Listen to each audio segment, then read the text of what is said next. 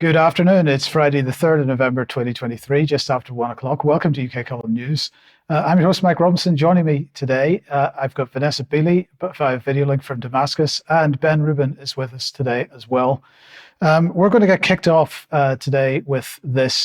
This is GB News, and this type of headline has been running across the mainstream press. So it's fury as 1 million pro-Palestine protesters set to march through London on Armistice Day. This is the weekly now, every Saturday, pro-Palestinian demonstrations going through London. There is going to be one next Saturday, the 11th. There's one this coming Saturday on the 4th and tomorrow, and one next Saturday on the 11th. And because it's Armistice Day, this is causing some trouble. So let's just have a look at Nigel Farage's comments on this. On the 11th hour of the 11th day of the 11th month, in 1918, the guns fell silent on the Western Front and all the other theatres of war. It is a very, very important moment in our national story. And it's something, actually, that has very much been respected in recent years in a remarkable way, on top of Remembrance Sunday, which, of course, takes place at the Cenotaph, a ceremony that for years the Queen attended, and of course King Charles will be there on Sunday the 12th. But I find it pretty extraordinary that there is a big pro-Palestine march, in fact demands from some for a 1 million strong march to come through the centre of London on the 11th of November. Now, I have said before, to great criticism, that I've worried in the past about a lot of people coming into Britain with whom we have no shared history and no shared culture. And this, I think, is a very good example of that. Should this march go ahead, and especially should it be allowed to go down Whitehall past the Cenotaph? And I think the answer just has to be no. So my understanding is that the organisers have already stated that the march will not be going down Whitehall past the Cenotaph. But there's something quite worrying about this particular narrative, and that is that there's an attempt to conflate immigration with a peace march. Some people are arguing that there's more to it than a peace march, but if in fact two or 300,000 people out in the streets, it is a peace march. So let's look at the Express and their headline this morning.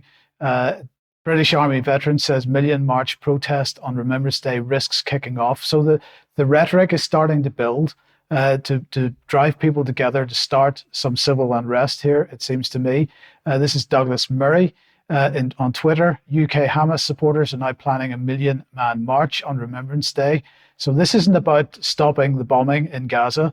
As far as he's concerned, this is about Hamas supporters, 1 million man march on Remembrance Day. First of all, it's not Remembrance Day, that's the following day. But anyway, let's not worry about that. They plan to defame our war dead and desecrate the Cenotaph itself. I'd like to see the evidence for that. This is the tipping point. If such a march goes ahead, then the people of Britain must come out and stop these barbarians, is what he said. Lawrence Fox, with an extremely emotive image of a soldier in silhouette kneeling in front of the Union flag. It's time to stand and be counted. So the rhetoric very much is one of civil unrest, pitting one against the other. And I thought that there was somewhat ironic that Nigel Farage begins by pointing out that Armistice Day was the day that the guns and the bombs stopped, when in fact that's what most people are calling for in Gaza. The guns stopping. It gets even better because many mainstream news outlets, including the Jewish Chronicle here, government urged to deploy military over 1 million man Palestine march on Remembrance Day. I think this is a very dangerous development. And I think what really we need at this point is just to take a step back, calm down a little bit. Let's get the action in the Middle East stopped, but most importantly, let's not fall into the trap of believing that what's going on here is hundreds of thousands of people coming out to be pro-Hamas or to promote the idea that Israel needs to cease to exist. Vanessa, let me just ask you for a bit of comment on this. We shouldn't be allowing ourselves to fall into this divide and conquer rhetoric. Well, I think also, Mike, the high risk is of a false flag. With 1 million people on the streets, the potential for an attack being orchestrated against civilians and then blamed on Hamas is extremely high. I talked about it in last week's program, and that idea is now being spoken about by a number of analysts, particularly US-based, on social media. So I think, yes, you're absolutely right, but my greatest fear at the moment is false flag time. Yes, and well, the question is if there was any kind of action in London on Saturday the 11th, who would be the instigator of it? Keep watching till the end of the program because we need to discuss this a little bit more. Now, Vanessa, let's just move on to Gaza. Mm-hmm. So this, of course, is one of the images from the bombing of Jabalia camp, one of the most densely populated areas of Gaza. But right now, the majority of Gaza looks very much like this. I think to date, there's 600 killed, again, around 50% children, and hundreds more. I can't even imagine the numbers of people buried under the rubble. And in fact, the first video that I want to show was published today, showing a Palestinian man in Gaza trying to find the bodies of his 4 children. The cameraman keeps trying to comfort him by saying they're in heaven, but it's a distressing video. There isn't any bloodshed, but it's distressing from an emotional perspective.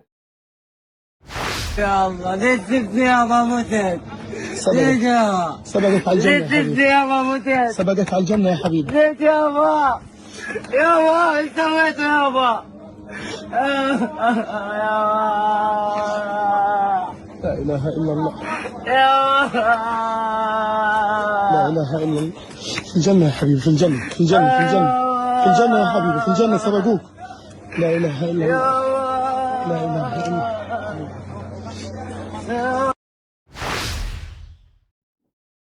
You'll notice also the tools that he has are next to nothing to dig through that volume of rubble, because, of course, many of the paramedic centers, many of the rescue centers, the civil defense have been bombed or disabled, so they're unable to get to these areas to even help dig out the bodies of children and civilians buried. According to Euromed Monitor, Israel has dropped the equivalent to 2 nuclear bombs on Gaza since the 7th of October.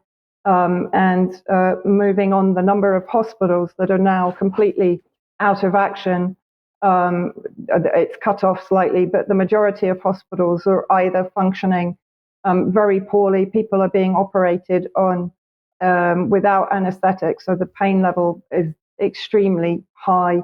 The only cancer hospital is out of action, and most of the pediatric hospitals are now out of action completely.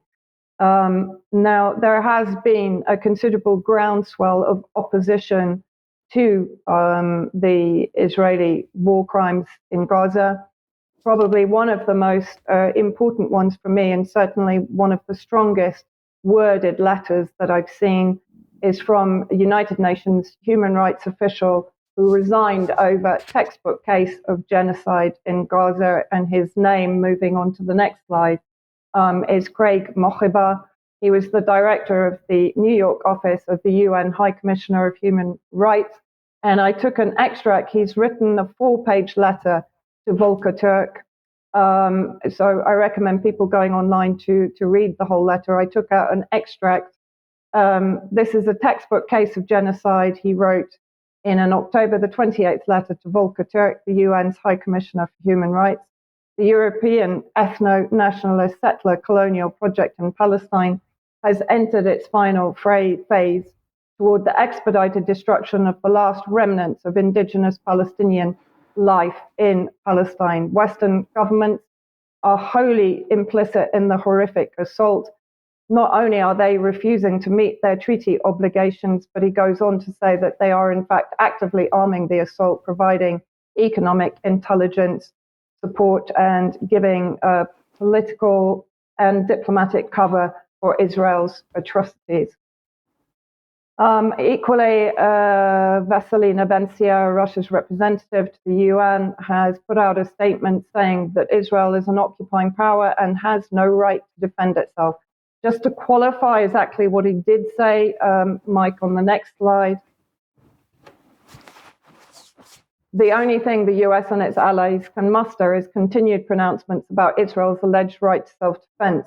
Although as an occupying power, it does not have that power, as confirmed by the advisory opinion of the International Court of Justice handed down in 2004. Now, I'm assuming Nebensia is referring to the territories that Israel occupied in the 1967 Six-Day War, which include East Jerusalem, West Bank, and the Gaza Strip. And as such, it's not recognized as a legal occupation. So as such, I'm guessing that is what he means, that they don't have a right to self-defense under international law.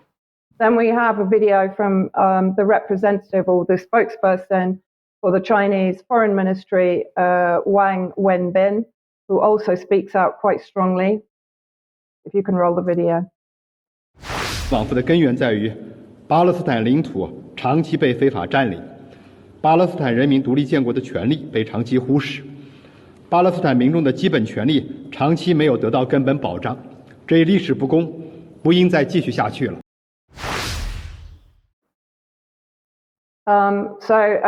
Israel accuses Bolivia of capitulation to terrorism and the Ayatollah regime in Iran because Bolivia severs ties with Israel over crimes against humanity. In the last 2 days, also Bahrain has severed economic ties with Israel. Moving on to a Dutch politician, Sylvana Simons, in Dutch Parliament in the debate before the European Summit. She was the first black leader of parliament in the Netherlands, omitting the context of 75 years of dehumanization, displacement, house theft, destruction, robbery, ethnic cleansing, and murder at the hands of Israel, makes the Netherlands not only complicit in the dehumanization of the Palestinians, but also in the legitimization of illegal colonial settlements. And by allowing this for decades, the Netherlands, in collaboration with European and American allies, has single-handedly placed Israel above the law with dire consequences. Every person that falls victim is a victim of colonialism. And once more, the Netherlands is also to blame. Then moving on to Euromed Monitor, a couple of reports from them. First of all, they're putting out strong statements that Europe must stop its support of Israel's ongoing war crimes in Gaza. Then a second report from them entitled, As Israel Expands Its Ground Offensive, We Warn of Bloodbath in the Gaza Streets. And contained within that report, they point out that their team has documented, if we can move on, please, documented multiple cases of deep cracks in the skin of the hands and bodies of Palestinian citizens and rescue workers who came into contact with corpses and rubble due to dangerous chemicals used in Israeli rockets and missiles, of course, supplied by the US alliance. The Human Rights Organization warned that Israel's escalation of its retaliatory policies and genocidal approach for its widespread destruction of Gaza's basic civilian infrastructure appears to be part of a plan for forced displacement and transfer, and it is in violation of international human law. Then I just want to show a very quick video of yesterday, what appears to be white phosphorus being used against an UNRWA school in Shati Beach Camp, again, one of the most densely populated areas of Gaza. If you can roll the video. هدف مدارس الوكالة بالفسفور هيهم فسفور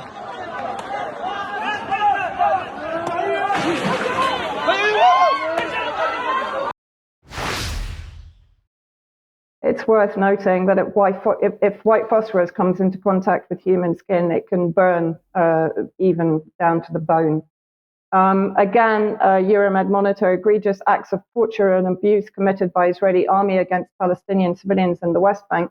To my knowledge, there's no Hamas in the West Bank, so this is clearly genocide that is going on here. And there are distressing videos available online showing much of that torture of Palestinian civilian prisoners. The organization said that at least 3 detainees are seen being subjected to the so-called wheel method, where the victim is forced to assume the position of a car tire while being raised, hung, and brutally subjected to severe beatings without any cries for help being taken into account. Or the ghost method is also documented in the videotapes, which depict victims being hung from a hook or a door handle and lifted by the tightening of handcuffs so that only their feet or toes touch the floor. Victims are then severely beaten. And it's not only Palestinians that are coming under attack. In the next video, we see Jews that had put out Palestinian flags in support of Gaza from their houses in Mir Sharim in Jerusalem were beaten up by the Zionist police security forces.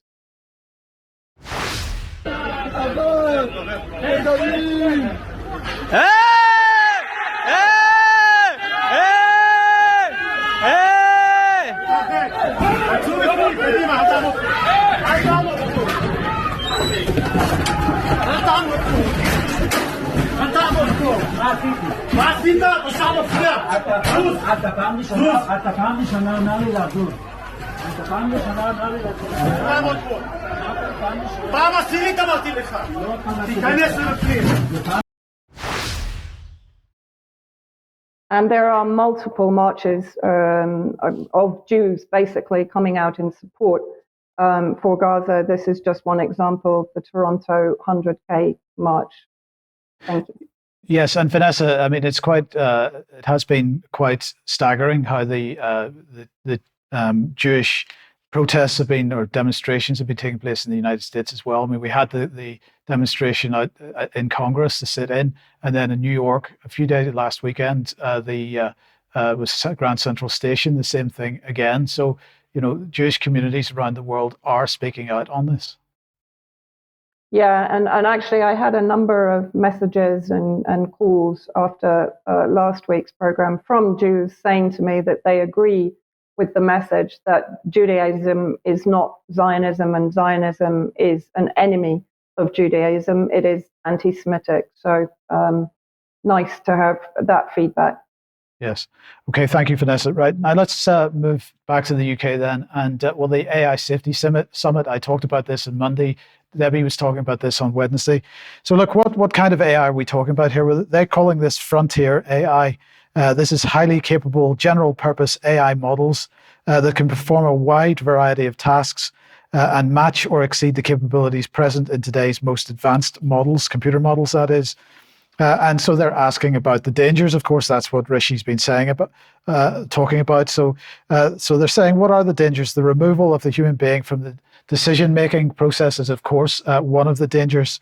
And I mean, I would say that this might be as simple as interaction with your bank, for example, or with a utility company, or as many have already experienced, an online platform like YouTube or Facebook. Trying to deal with the censorship issue is pretty significant problem when you're up against computer models and AI. But just consider what would happen, or what will happen rather, when these same types of models are deployed in the area of public health or in the justice system, or for just as a couple of examples. Now, Rishi did give a presentation. We'll just show this first. He was looking very dapper there, but outside the summit venue, then he spoke to the press, and this is what he had to say. Well, the people developing this technology themselves have raised the risk that AI may pose, and it's important to not be alarmist about this. There's debate about this topic. People in the industry themselves don't agree, and we can't be certain. But there is a case to believe that it may pose risks on a scale like pandemics and nuclear war, and that's why, as leaders, we have a responsibility to act, to take the steps to protect people, and that's exactly what we're doing. We've created an AI Safety Institute here in the UK. So on the scale of pandemics or nuclear war is the danger, but don't worry, we're going to deregulate because that regulation stifles innovation. So he talked about the world's first AI Safety Institute. This is the graphic they put out for this. This is cementing the UK as a world leader in AI safety. And we should make no mistake, what they're doing is using the MHRA model here, just as with medical devices and vaccines and so on. They're attempting to create the global regulator for AI in the UK, which effectively would do no regulation at all, would effectively be an enabler, in fact. So this was the declaration that they pushed out, or at least this is the graphic that they pushed out describing the declaration. This is the world's first agreement on safe and responsible development of frontier AI, 28 countries from across the globe and the EU identifying AI opportunities and risks. And you'll notice that opportunities come before risks. And this is very much the same as the vaccine model for COVID-19, building a shared understanding of these risks and international collaboration on science and research. So let me welcome Ben to the program. Ben, you've been watching this very closely. I have, and the UK has really placed itself at the centre of everything this week. It's been quite remarkable to see all of the activity going on. You've already talked about the safety summit at Bletchley Park, and I'll come back to that in a moment. But running in parallel, literally on the same days, we've had a whole bunch of other events running in this country. One of them was the AI Fringe event, which was directly linked to the AI Safety Summit. It's been running all week, including running today at the British Library. I actually attended yesterday to hear from a bunch of the UK regulators and how they're looking to implement AI, and I'll talk about that in a moment. But we've also had the King's Fund annual conference. The King's Fund is a think tank that focuses on the UK health system, so obviously a big deal when it comes to the NHS. They've been talking a lot about artificial intelligence and how it's going to underpin the future of the UK health system. And we've also had at the same time an event called Anthropy, which Debbie and I have spoken about recently, which has been held at the Eden Project, which is about inspiring a better Britain. And that markets itself as essentially a Davos-style event. Literally, they describe themselves as a Davos-style event that takes place on the South Coast. And also ARC, which is an international community with a vision for a better world. And ARC is a fascinating proposition. We've already talked about Douglas Murray, and he's, I would regard as inflammatory comments about the protests that are going to be taking place over the next few weeks. I think that he's really playing with fire there. And ARC has positioned itself almost as an antidote to the World Economic Forum. This is the kind of the conservative take as opposed to the progressive take on globalism. And when it launched, it was very much about injecting new thinking, new ideas, untainted by the past, looking to the future. So obviously they've reached for Michael Gove to do a keynote speech on the first day of their event, which I think tells you everything that you need to know about ARC. A lot of people were holding out quite a bit of hope, actually. It looked potentially like quite an interesting event that was being run, an interesting think tank, essentially coming up with ideas for the future. But actually, as it's manifested, it's really just same old, as far as I can tell. In the presence of Michael Gove, I think is a great example of that. Anthropy also has essentially revealed itself, if it hadn't already, right? I mean, it basically is going to market as a Davos-style event, but just today on Twitter, it has announced that they have received full blessing from the UK Uniparty, essentially. So all three leaders from the main UK political parties have come out and said that Anthropy is a relevant and impactful force for the UK. They've written letters that you can go and find on the Anthropy app if you want to download that. And really interestingly, and I just talked to Brian about this earlier, Anthropy is using language that we know is employed by Common Purpose.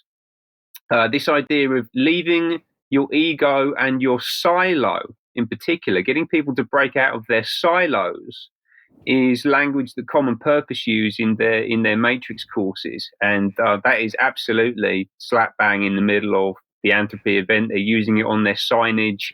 I think that is an incredibly interesting development. So there appear to be some close links between Common Purpose, who actually Brian and I talked about a couple of days ago on the column, and Entropy, and I look forward to investigating that much further. But obviously, the big news is AI. Mike's already talked about the work done at Bletchley this week. In parallel to that, an executive order has also been signed by Joe Biden in the US. And this is all about artificial intelligence, safety, security, and trust. Don't worry, guys, Joe Biden is on the case. How could you possibly argue with safety and security and trust for the use of artificial intelligence? Obviously, though, when you dig into it, there is an agenda at play here. And essentially what we're looking at is a way of enshrining critical race theory and these concepts of equity, diversity, social justice, which are in effect neo-Marxist language, neo-Marxist concepts into US law, and you see this absolutely everywhere. So let me read a couple of excerpts here. So, irresponsible uses of AI can lead to and deepen discrimination, bias, and other abuses in justice, healthcare, and housing. To ensure that AI advances equity and civil rights, the president directs the following additional actions. We must provide clear guidance to landlords, federal benefits programs, and federal contractors. So that's anyone who works with the US government, right? And there's a huge variety of organizations that work with the US government. They're being directed to keep AI algorithms from being used to exacerbate discrimination. And they also need to address algorithmic discrimination through training, technical assistance, and coordination between the Department of Justice and federal civil rights offices. And all of this is being done in the development of the AI ecosystem and how this technology is being deployed. And it's being deployed extensively by governments, not just in the US, but globally. And we're just going to run a little film here now to talk about how that's manifesting here in the UK. They are a cultural technology. So in the same way that a library is a cultural technology, and large language models like ours, as I say, they've read everything. They've read everything that's ever been digitized. So not quite everything, but everything that's been digitized. And of course, that then reflects the prejudices and biases of the past. Much like a library, if you've got the British Library reflects the biases and prejudices of the past in the pages of its books. And of course, if you insensitively pick a book at random and ask it for a hero, or ask it for, it is going to represent the historical biases that are inherent in that cultural technology. There are a couple of things you can do about that in libraries. You can burn books, or you can be rather more sensitive about which books you choose and how you choose them, and you can apply a level of intelligence to how you use a library. Which is the same thing as burning books, right? And then this is how they are training these models. They are restricting the information that is being introduced into the model, and it has the same net impact as burning books, right? He continues. In AI, I think it's much the same with large language models. They do absolutely reflect those biases. There's some very clever maths you can do to start taking out biases. So one of the things we do is in the big vector space of meaning in which we operate, if you take a word which is gendered in the corpus, say doctor would be more associated with men rather than women, we can just correct for that bias in the maths and make sure that it isn't a gendered word in our corpus. So there's clever stuff you can do, but the big picture is you need to be cognizant that there is bias in the training data, there is bias in our history, and you need to use that cultural technology as you would use other cultural technologies, with an eye to that bias and with an eye to making the future world better than the past world it was trained on. Okay, you get that. Our history is biased.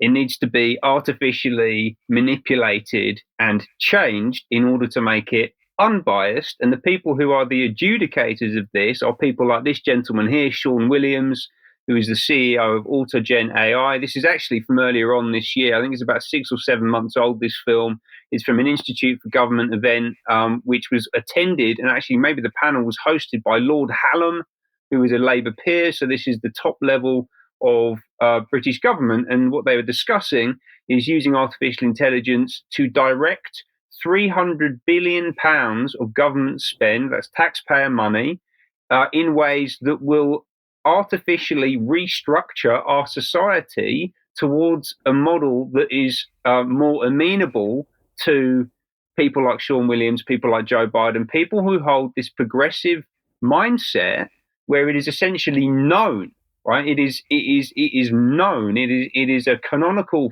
fact that our society is fundamentally biased and prejudiced. It always has been, and the only way that we can potentially fix it and create this better future is by using artificial intelligence to artificially transform the way that our world is structured. It's absolutely remarkable.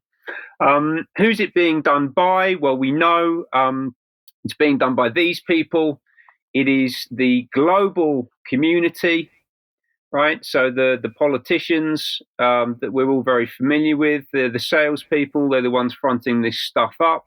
It's being delivered largely by private companies, including companies like Infosys, which was founded by Rishi Sunak's father-in-law, and where Sunak's wife continues to hold a $500 million stake. That's where the vast majority of his wealth comes from. Infosys, by the way, is a strategic partner to the World Economic Forum. And what's the end point of all of this? Well, Elon Musk being interviewed by Sunak last night. I mean, we've had a whole range of things happen this week. It's been a very busy week out there. So what did Musk have to say? So there will come a point where no job is needed. AI will be able to do everything.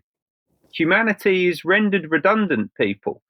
And the progressives have this concept of fully automated luxury communism. I don't know if you've heard that before, but that's something that I hear quite a bit. And that is ultimately the point that Musk is talking about there. Humans won't have to do anything. And this is already here, because he actually talked about in the same interview his own cars, the Tesla products that he's currently selling today, as being endpoint applications for artificial intelligence, right? That's what he views his vehicles as being. Final point, really interesting one. That interview between Sunak and Elon Musk was hosted by this young lady, Priya Lakhani, OBE, who Debbie and I also talked about earlier this year, who is the chief executive of an organization called Century Tech. And she was boasting at the Tony Blair Institute for Global Change event that her technology platform was intervening with student misconceptions 500,000 times a week, right? So they want to use this technology to control everything, including your children. And I've just been reminded of this fantastic C.S. Lewis quote, which I think sums up the mentality here really well, right? So of all tyrannies, a tyranny sincerely exercised for the good of its victims may be the most oppressive. It would be better to live under robber barons than under omnipotent moral busybodies. The robber baron's cruelty may sometimes sleep, his cupidity may at some point be satiated, but those who torment us for our own good will torment us without end, for they do so with the approval of their own conscience. And I'll leave it there.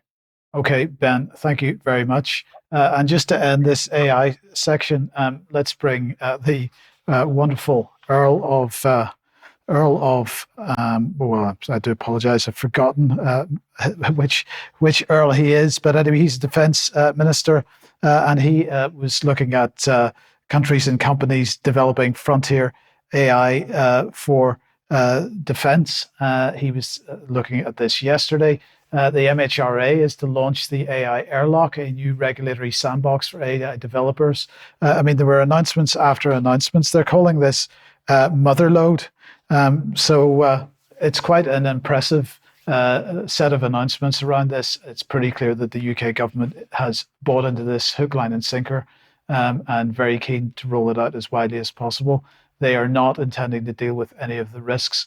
And then finally, just to mention on this AI for good, because this is all about making sure that the Home Office can control the use of AI-generated child sexual abuse imagery. So many announcements on this, and really nothing much no serious attempt to deal with the safety issues at all. Okay, if you like what the UK column is doing, you'd like to support us, please head over to community.ukcolumn.org. There are options for you to help us there. You could pick something up at the UK column shop, and we would very much encourage you, if you'd like to buy a Christmas gift card for people, buy people a membership for Christmas. But please do share material you find on the various platforms, especially ukcolumn.org and ukcolumnextracts.co.uk. A couple of items on the UK column website. This is Georgia Voters Group has strong proof of major election breaches. This is Mark Anderson speaking to Garland Favorito from voterga.org. And you can have a look at that interview there. Also, Debbie speaking to Roger Meacock about the use of the same type of medical approach that we've seen with COVID being used for domestic animals. There's going to be a further interview looking at how this is being used within the farming community with farm animals as well. This is not just about humans. And of course, the One Health agenda makes that very, very clear. Okay, let's move on. And just very briefly, Ben, if we could, Sam Bankman-Fried. Yeah, so you may remember FTX, the cryptocurrency exchange, which collapsed at the back end of last year. The CEO and founder, Sam Bankman-Fried, has been found guilty on 7 counts of wire fraud and conspiracy to launder money. He potentially faces decades in prison, and he's going to be sentenced in March next year. And most interestingly, he was the second largest individual donor in US politics in the 2022 midterm elections, just behind George Soros. So the money that Bankman-Fried has been siphoning out of FTX has gone directly to funding the campaigns of politicians in the US who are promoting all of the agendas that we're being subjected to right now. He also had the very explicit personal backing of people like Tony Blair, Bill Clinton, a huge range of other political figures. And it's also worth noting that FTX was a strategic partner. Actually, I don't know if they were a strategic partner, but they were a partner of the World Economic Forum. Understandably, they are no longer listed as one on their website. The prosecutor in the case said that while the cryptocurrency industry might be new, this kind of corruption is as old as time, which I think sums it up very nicely. Yes, indeed. Okay, thank you. Now, Vanessa, let's come back to Israel then. And well, the question is, what is the success likely to be on the ground war? Well, I mean, a number of military analysts or former US intelligence analysts like Scott Ritter, I think also Philip Giraldi, Larry Johnson have been saying very clearly, as have I, that a ground invasion into Gaza is effectively challenging the Israeli forces with guerrilla urban warfare, something that they've not faced previously. They've been up against unarmed civilians in the West Bank largely. And there was an interview on Sky News that I recommend everybody watch with an IOF soldier, where he actually confirms that, one, that he fears Hamas can never be wiped out. And I reiterate, Hamas is only one faction. So he's talking about the Palestinian resistance, both in West Bank and in Gaza. And Mike, you asked me what the tunnels were like. I mean, I entered through the tunnels into Gaza in 2012, just before the Zionist aggression of 2012. They're varied. Some can bring through vehicles, large vehicles, Arctics. Some are smaller. An RT reporter managed to get into the resistance tunnels in Gaza. So that's the first part of the report. And then the second part, just demonstrating how difficult this war will be for the Israeli forces. Demonstrating the use of the tunnels to come out behind the enemy lines and to take out a Zionist tank. So it shows both the tunnels and the strategy. القدس الذراع العسكري لحركة الجهاد الإسلامي 60 مترا تحت الأرض عمليا. بالطبع الجدران هي من الإسمنت بالإضافة إلى السقف المقوس والذي يمنح هذه الأنفاق قوة كبيرة جدا. والمعلومة التي عرفتها ربما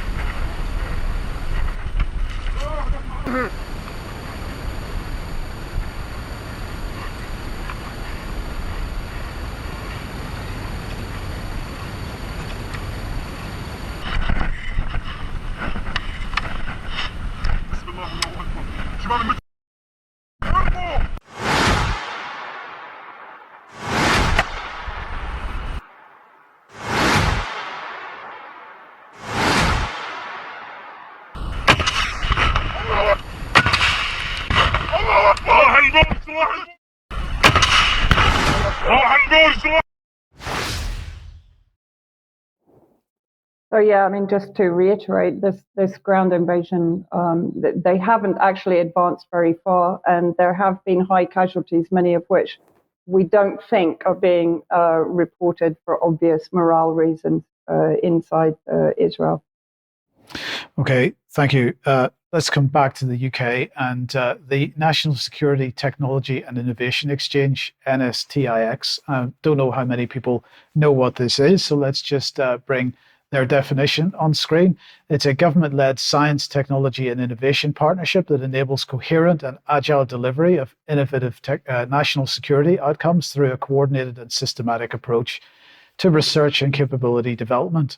So there you go. It's the key thing is here. It's about creating cooperation, not only within government and government agencies, but across the public sector, the private sector, academic science, technology, and innovation communities. So they're setting up these co-creation networks, as they describe them, and co-creation spaces. This is part of the fusion doctrine, which came out in the Defence Review in 2018. They foster open and collaborative development of user-driven technology solutions around a cross-cutting theme critical to national security. That is how they describe it. So let's look at the themes that they are particularly looking at here. And the first one on the list is behavioral and social science. So all the behavioral science that we saw being rolled out during COVID is very much part and parcel. That's the first thing on the list for these co-creation networks. Cyber, data science and artificial intelligence, another theme from today. Defense innovation, operational technologies, protective security, quantum computing, and space. But we see the same old agendas, same old policy areas appearing time and again with each of these kind of innovations. Now, let's go back to Israel again, Vanessa. Yeah, so what I basically also wanted to talk about, which was related to what you mentioned, Mike, which is this sort of growing normalization of ethnic cleansing and genocide as being part of the language. Mondevice published a report on two reports laying out a blueprint for the complete ethnic cleansing of Gaza. First of all was the Misgav Institute for National Security and Zionist Strategy, but the second and probably the more important one is the Israeli Intelligence Agency report, which basically lays out 3 steps of ethnic cleansing. First of all, to erect tent cities in the southwest territories, so presumably within the Sinai. The 2, humanitarian corridor. I would question that naming, to obviously direct Palestinians from Gaza into the Sinai Desert, eventually to build cities in the Sinai, and to create a 7-kilometer wide, what they call sterile zone to prevent the Palestinians coming back. So this is clear ethnic cleansing. And then let's have a look at the language of Republican Congressman Brian Mast in describing the situation in Gaza. Just roll the video. As a whole, I would encourage the other side to not so lightly throw around the idea of innocent Palestinian civilians, as is frequently said. I don't think we would so lightly throw around the term innocent Nazi civilians during World War II. I mean, just quite extraordinary language coming out now, both from both sides of the Atlantic, regarding civilians in Gaza, bearing in mind that I think it's almost 4,000 children have now been killed in the Israeli indiscriminate bombing. Israeli Minister of Heritage, Amichai Eliyahu: North Gaza is more beautiful than ever. Blowing up everything is amazing. When finished, we will hand over the lands of Gaza to soldiers and settlers who lived in Gush Katif. So again, very much referring to ethnic cleansing. And then I want to come back to, I know you mentioned it on Wednesday, Mike, to Suella Braverman's statement. If we can just roll the video, I've cut it short, but I want to focus on what she says about the march itself. Specifically the Met, in terms of the London protests, is doing everything it can to enforce the law robustly enough?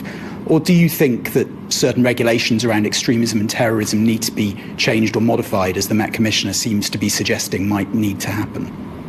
Well, first of all, let me explain what we've seen over the last few weekends. We've seen now tens of thousands of people take to the streets following the massacre of Jewish people, the single largest loss of Jewish life since the Holocaust, chanting for the erasure of Israel from the map. To my mind, there's only one way to describe those marches. They are hate marches. Now, secondly, the police and the crime.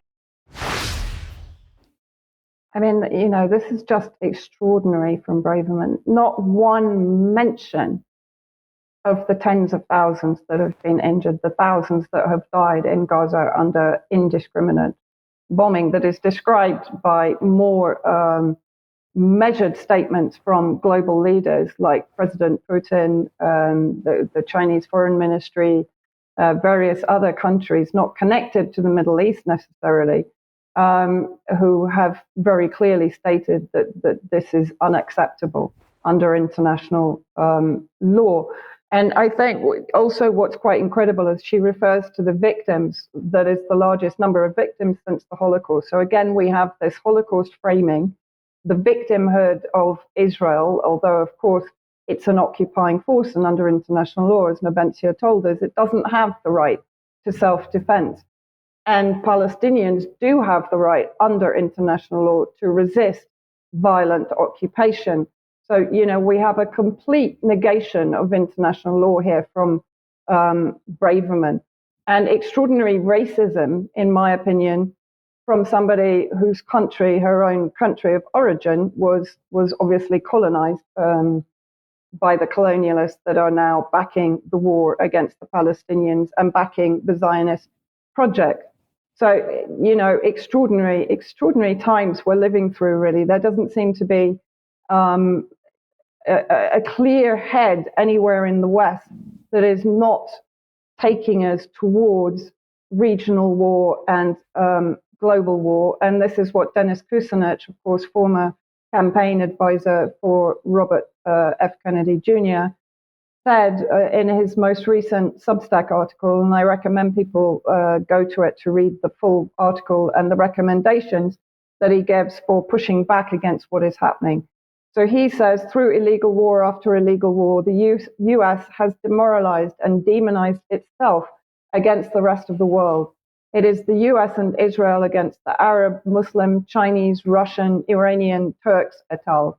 The probability of nuclear war is higher than it has been since the Cuban Missile Crisis of October the 16th to the 28th, 1962.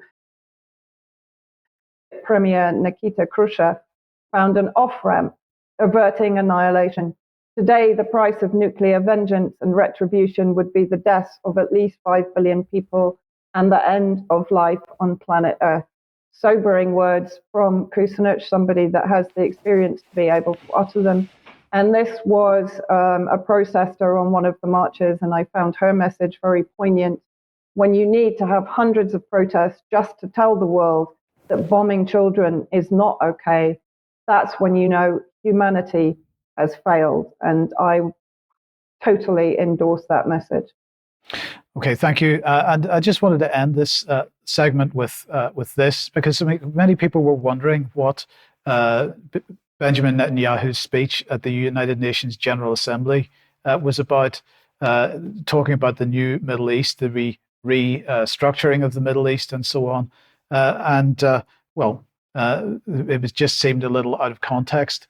But Egypt, an Egyptian MP, this is Mustafa Bakri, who's a member of the House of Representatives in Egypt, is now claiming that the current crisis in Gaza, according to this article in the Egypt Independent, goes deeper, and that one of the outcomes of this is potentially the Ben Gurion Canal project, which is a Cold War project, but has more or less been forgotten about since then and suddenly back in the headlines, as it were.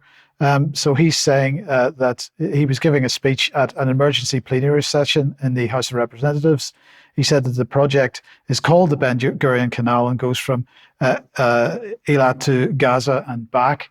So let's just look at the map, and you can see the blue line showing the Ben Gurion Canal. And so he is suggesting that that is part and parcel of what is going on here. Now, of course, he's particularly concerned that this is in a competition with the Suez Canal.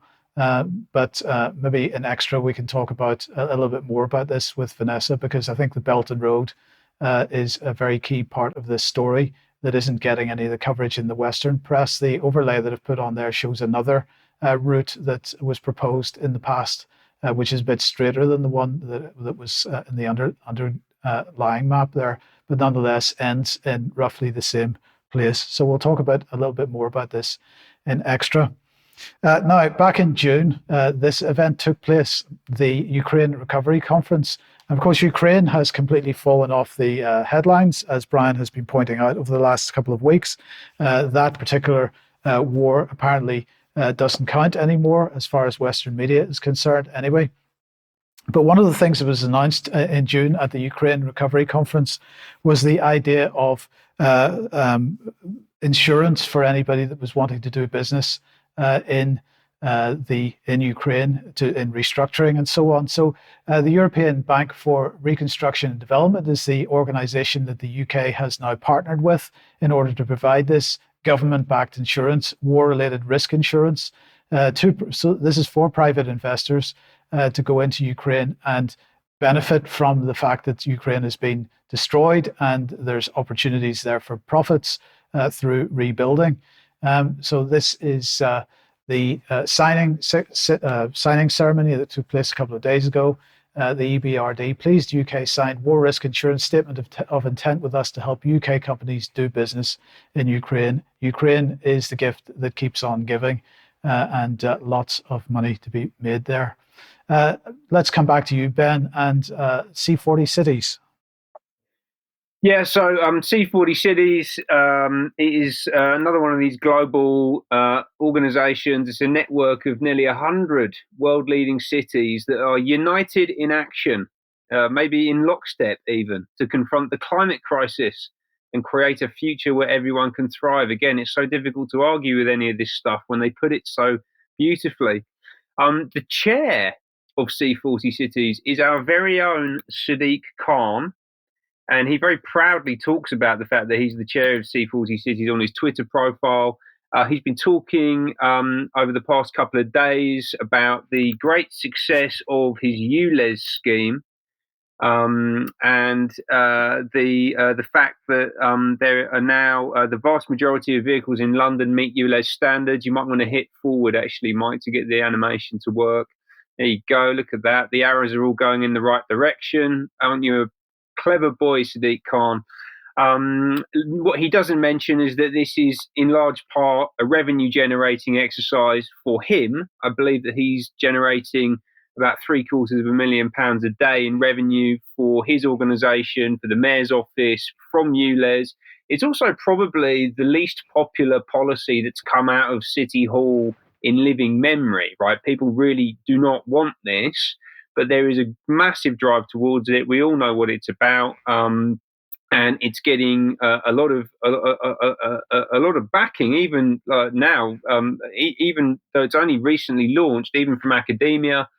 So this study came out from the University of Bath a couple of days ago, which again, despite the fact that this is a very relatively new initiative, they've already found that the policy interventions have significantly reduced levels of key pollutants, leading to improvements in physical health and mental well-being, and everything seems to be driving towards this kind of scheme being rolled out further across the UK and elsewhere internationally, if C40 have got anything to do with it. Yes, indeed. Okay, well, look, I want to end just by reminding everybody about this piece of legislation, because, of course, when we are talking about protest marches, demonstrations, and so on, inevitably at every demonstration, there is a fringe element there which may be behaving in a way which most people don't agree with. And those are the sets of behaviors which end up in the headlines in the mainstream press and generates the kind of angst and problems that we were discussing at the very beginning of this program. But just remember that not too long ago, the Covert Human Intelligence Sources Criminal Conduct Bill 2019 to 21 was brought through Parliament, and it has and eventually received royal assent. It is now an act of Parliament, and this permits agents of the state to break the law. It's not clear what the purpose of that law breaking is for, but this is all about infiltrating movements and pursuing a government agenda within movements.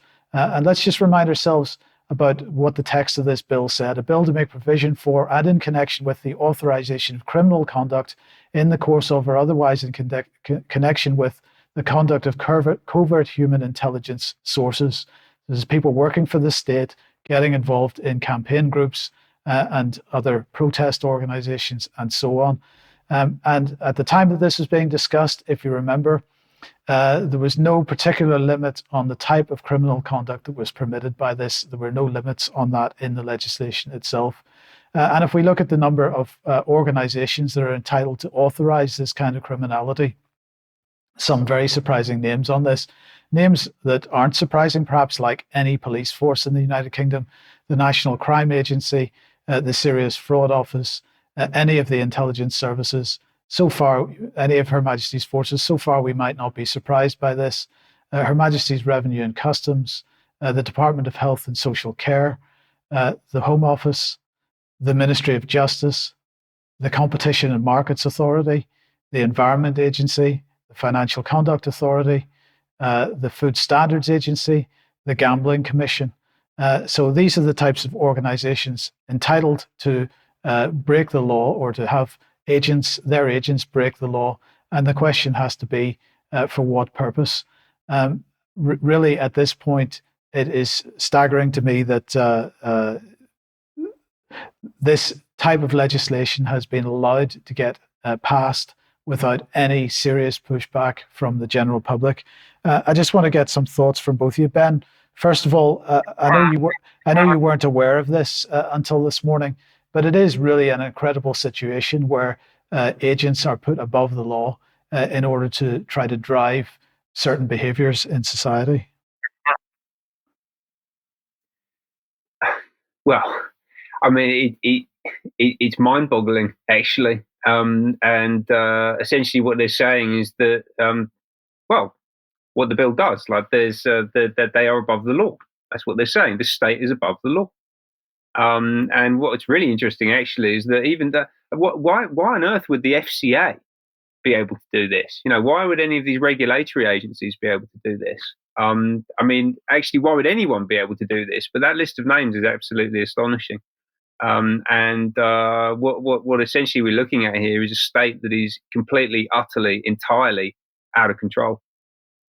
Yes, Vanessa, finally, any thoughts? You're muted. No, I'm not. Right. No, we can hear you now. No. Yeah, okay. No, I lost you. So I just closed the link and came back again. Yeah, I mean, this is extraordinary, and I think the point that I want to make about these marches, apart from the possibility of false flags, apart from the possibility of agents provocateurs, and who will those agents provocateurs be? Of course, we have to remember that Britain is responsible for sponsoring terrorism in the region, including most recently in Syria, and that those terrorist factions are being given back into the UK. So we've seen various false flags on British soil. So I think, there is a huge danger of that. Yes, indeed. Thank you. So we got to keep that in mind when we're looking at the headlines in the coming days. We will leave it there for today. Thank you very much to everybody that has joined us. Thank you to Vanessa and Ben for taking part. We'll be back for Extra in a couple of minutes if you're a UK column member. Otherwise, have a great weekend, and we will see you at 1 p.m. on Monday. Bye-bye.